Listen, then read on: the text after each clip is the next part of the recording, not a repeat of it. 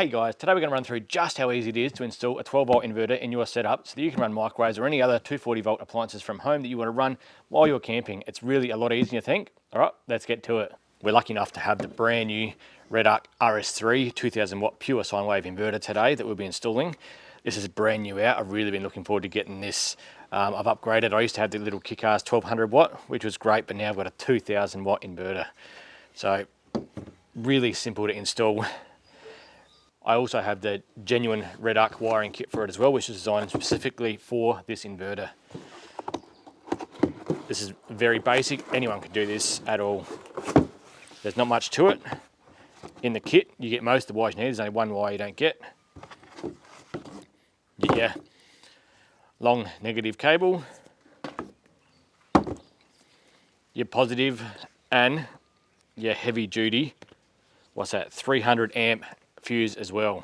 The reason I decided to go with the RS3, my kick-ass inverter was quite loud, had a really loud fan in it. As soon as I'd start using it, it would kick in, and it was, if I was driving while trying to charge, say my laptop or something in the back, it was very loud. Whereas this is up to 75% quieter. It's got an inbuilt automatic transfer switch, which means when you plug in a 240 volt source from say the caravan park into say your caravan, whatever it is, it ends up coming to this input here.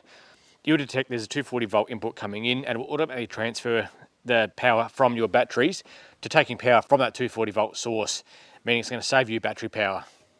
It also has a built-in RCBO as well for your protection with the 240 volt appliances, so they're nice and protected.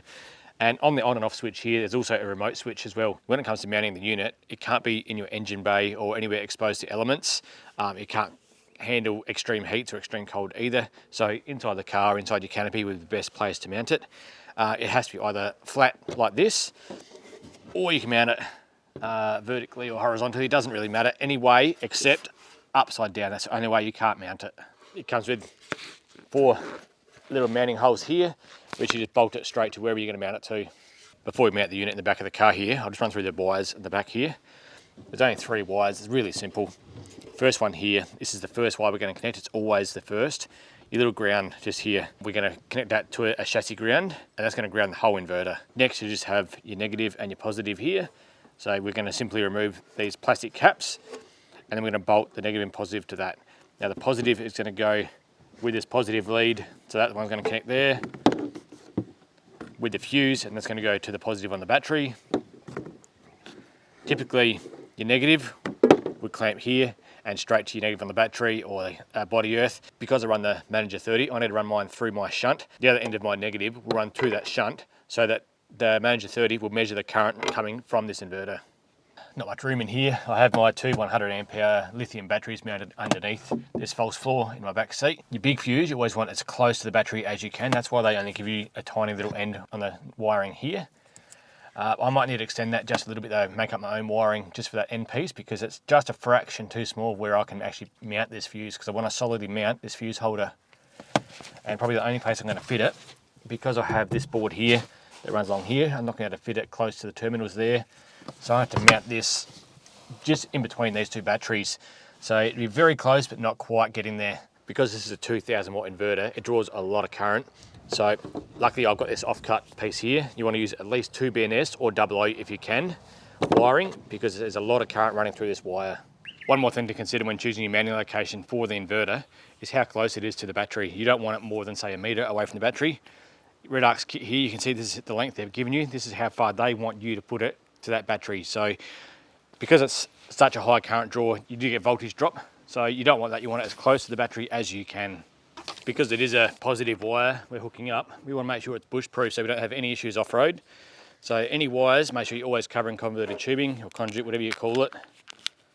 And then we're going to put heat shrink over the end as well, just to double protect it. That way it can't rub on any metal surfaces and arc out and cause a fire. So this was the little positive that redarc provided me to go from the battery terminal to the fuse. And this is the one I've just made up. So it's not that much bigger, but now I can at least reach my fuse holder, and it's nice and protected with the convoluted tubing as well. I've also done the negative in convoluted tubing and black heat shrink as well. Now the negative isn't as important. You're not going to earth this out and cause a fire. I just like it to look all neat and professional and the same. Like I said earlier, the first wire we're going to connect is this ground wire, which is underneath here.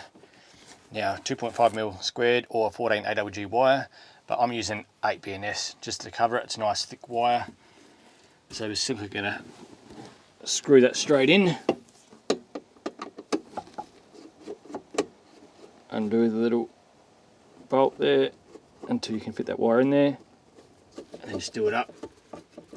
And then I'll run this to a chassis earth. Next step, now that we have our ground all connected, is the negative and positives. So we're going to take off these plastic covers around the terminals, feed them through our wires, and then we're going to connect the end of the terminals here with the bolts.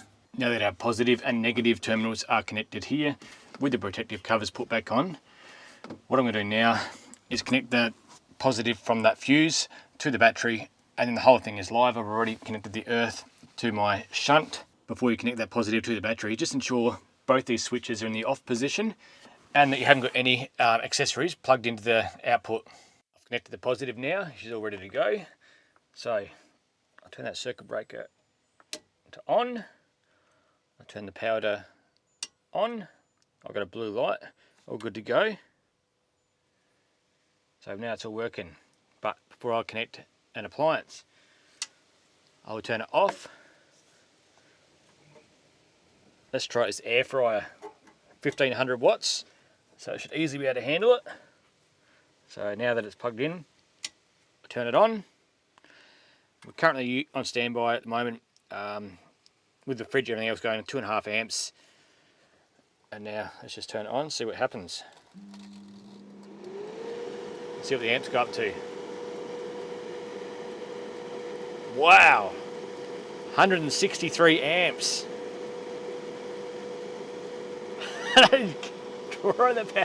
That is awesome. I've never drawn that much power with anything. I've only got 200 amps of lithium though, so that wouldn't last too long. So I'm definitely not going to use that for that. Probably I'll use it for my laptop while I'm editing out bush, and that'd be mostly it.